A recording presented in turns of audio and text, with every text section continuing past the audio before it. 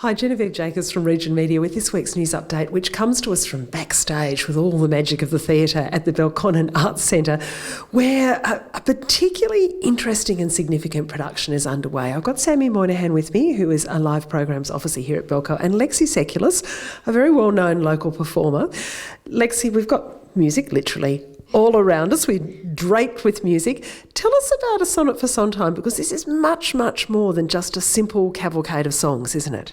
Yes, it is. Genevieve, it's like a love letter to Stephen Sondheim, but also a love letter to the industry. So all of the performers tell us about their experience, why they love Sondheim, but also their experience of Sondheim here in Canberra. So this is about the experience of being a performer, probably a little bit to do with how hard it's been to be a performer over the last couple of years or so, and about being in love with the theatre. Take me through the piece itself. What happens? So we start with a little-known song that Sondheim wrote for a musical called The Frogs, and that's called Parabasis. It's only a play. And so that sets up this idea of seeing performers working. And we start with the audition concept and the idea of what it's like to audition. We go through other pitfalls, relationships with others we have in the industry, but most of all, we keep on seeing that love and passion for the industry pulls these performers back. So we've got Sondheim, but also Elizabeth Barrett Browning. The content is actually more diverse than perhaps the title implies. Yes, yeah, that's true. So I was keen to make sure that we had some a female voice there, given that all the songs are by Stephen Sondheim. So I'm a lover of sonnets and Shakespeare always. Only one Billy Shake sonnet in this one, which of course is the beautiful Sonnet 23 as an unperfect actor on the stage. But all the rest of the text is from Elizabeth Barrett Browning's beautiful sonnets from the Portuguese series, and also a couple of poems from Emily Dickinson. Yeah, and sonnets from the Portuguese it's a love story. My goodness me, so powerful. Sammy, what's the significance of this performance for Belconnen and for all the work that you do here to really engage the community in the arts? Yeah, so all our programs, we really like the community and the audience to see themselves in it. And so we really wanted to tackle musical theatre and also do a little bit of Shakespeare. And so we felt that it would be ideal to get local legend Lexi Seculis to bring together a group of local performers and composers to just fill the theatre with something that it hasn't really been filled with yet, which is beautiful grand piano music and lyrics and language and love and loss. And of course, the theatre is really quite new. There's probably quite a number of Canberrans and Belco locals who have not seen just how magical that space is. No, and it's different every time. And so this is really exciting because it's a totally new stage configuration that we've never done before. But we've also, every time you come to see the theatre, it's a different thing. We had a catwalk the last time. We had cabaret seating.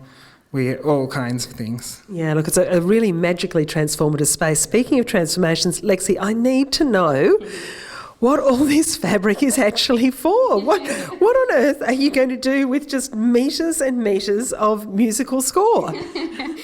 Look, I initially came up with this idea as the concept for the photo shoot. So because Sammy said very clearly that he wanted music, lyrics and language all through the building, so then I thought that visually we should see actors, characters, Canberra performers wrapped in this music. And then we had so much fun at the photo shoot. I then realised it's got to be in the show. So there are a couple of moments when I have to say there's some rather, as if the Sondheim harmonies weren't hard enough, there is some rather complex choreography with this metres and metres. It's not going to be cut. We're actually going to do some what I hope will be beautiful moves with us surrounded by this sheet music.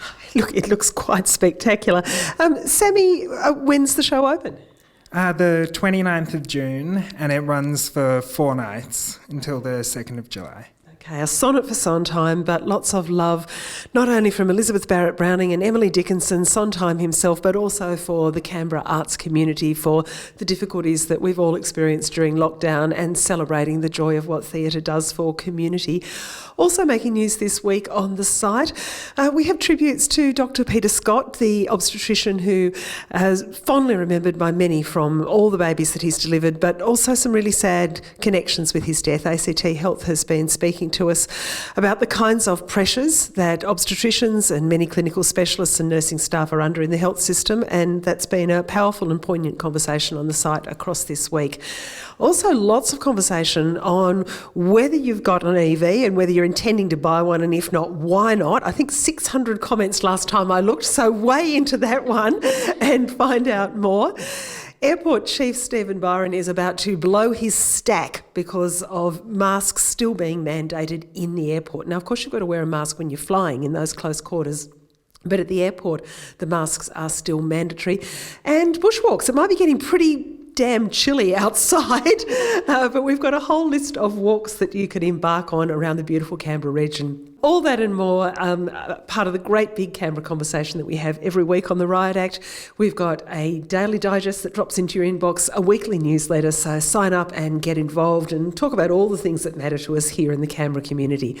I'm Genevieve Jacobs and this is Region Media.